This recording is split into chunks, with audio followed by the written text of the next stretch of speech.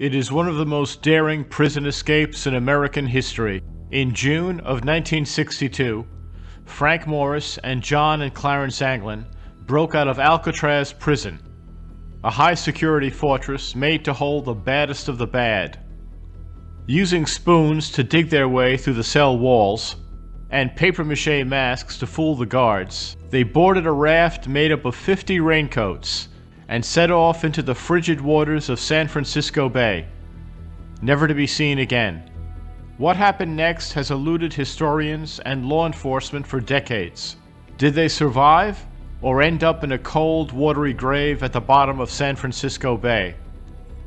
This video will examine both possibilities, whether they drowned or made it to shore and freedom.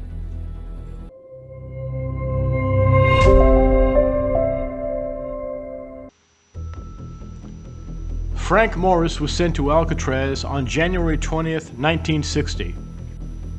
Born on September 1st, 1926, he had been convicted of bank robbery, burglary, other crimes, and repeated attempts to escape various prisons. Morris reportedly ranked in the top 2% of the general population in intelligence, as measured by IQ testing. John Anglin arrived in Alcatraz on October 24th, 1960. Followed by his brother Clarence on January 10, 1961. John, born May 2, 1930, and Clarence, born May 11, 1931, were born into a family of 13 children in Donaldsonville, Georgia. Their parents were seasonal farm workers who migrated as far north as Michigan to pick cherries. They were reportedly skilled swimmers and, as children, often swam in the frigid waters of Lake Michigan. In 1958, John, Clarence, and their brother Alfred robbed the Columbia Savings Bank building in Columbia, Alabama. For this, they received 35-year sentences, which they served in such places as Leavenworth Federal Penitentiary. After repeated escape attempts, they were sent to Alcatraz. The escape was not discovered until the morning of June 12th due to the successful dummy head ruse. Both military and law enforcement agencies conducted an extensive air, sea, and land search over the next 10 days. During this search, a Coast Guard cutter picked up a paddle floating about 200 yards off the southern shore of Angel Island.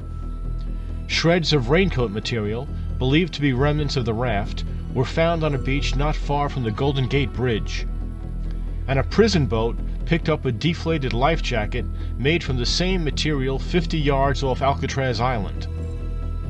And workers on another boat found a wallet wrapped in plastic, complete with names, addresses, and photos of the Anglins' friends and relatives.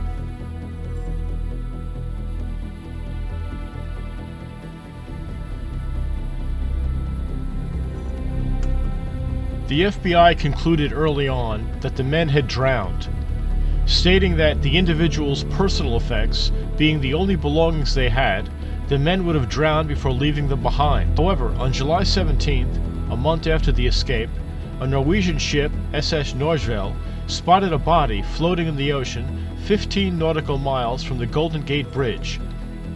The body was not retrieved, and the ship did not report the sighting until October. Henry Turkle, the coroner for San Francisco County, dismissed conjectures that the body could have been one of the escapees, basing his view on the improbability that a body would still be floating on the surface of the ocean after more than a month. However, several coroners from neighboring counties challenged Turkle's opinion, stating that it was possible the remains belonged to one of the escapees. The FBI's final report stated that while reaching Angel Island may have been theoretically possible, it is unlikely the men survived the turbulent currents and frigid waters of San Francisco Bay. According to the report, their accomplice, Alan West, said they had planned to steal clothes and a car upon reaching land. However, no such thefts were ever reported in the immediate area. Concluding that the escapees were unlikely to have survived a treacherous swim of more than a mile of frigid waters to the mainland, the FBI closed its case in 1979. But in January of 2018, CBS San Francisco published an extract of a letter that told a different story.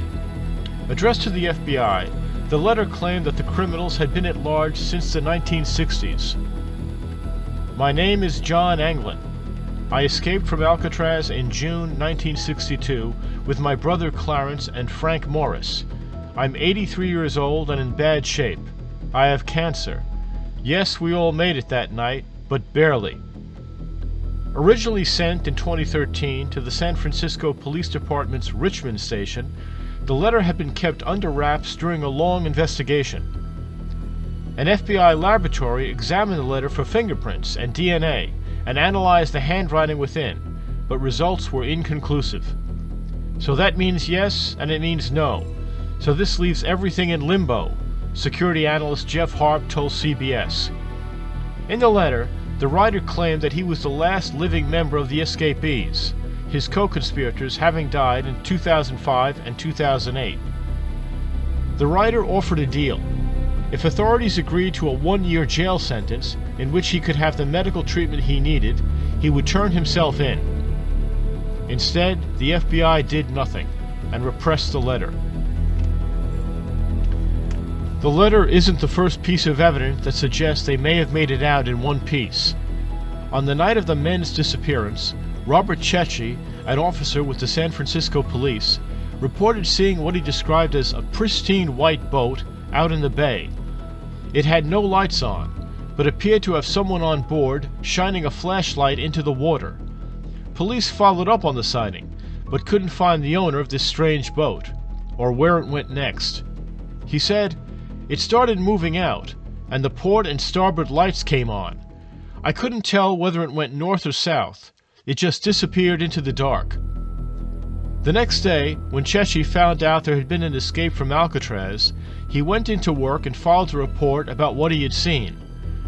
The FBI questioned Cecchi for days and days, and sometimes the interrogations got somewhat nasty.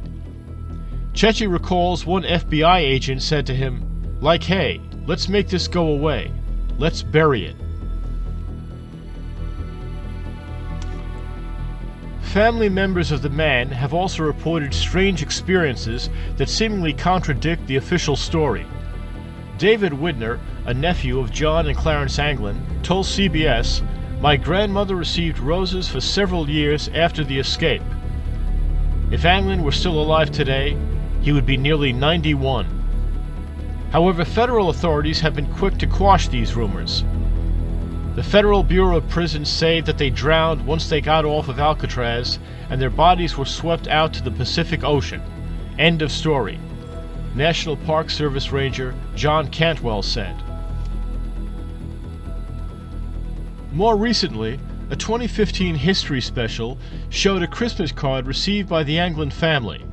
The card, addressed to the brothers' mom, was purportedly received 3 years after the escape. It was allegedly signed by the brothers, and although some forensics experts believe the handwriting to be theirs, results remain inconclusive. In addition, Ken and David Widner, nephews of the Anglin brothers, handed over a photo to retired U.S. Marshals investigator Art Rodnick of what they allege are the two brothers standing by a roadside in Brazil in 1975. The photo was brought to the Anglin family in the 1990s by Fred Brizzi, who knew the two escapees from when they were growing up in Florida together. Brizzi, who was a pilot who went to prison for smuggling drugs from Latin America to Florida, told the family that he ran into the Anglin brothers at a bar in Brazil where they were living and working on a farm they had purchased. Some experts in photo analysis believe it most likely is a picture of John and Clarence Anglin. However, the age and condition of the photo and the fact that the men are wearing sunglasses hinder experts' abilities to make a definitive determination. Alcatraz was closed permanently in 1963, 12 months after Morris and the Anglin brothers vanished.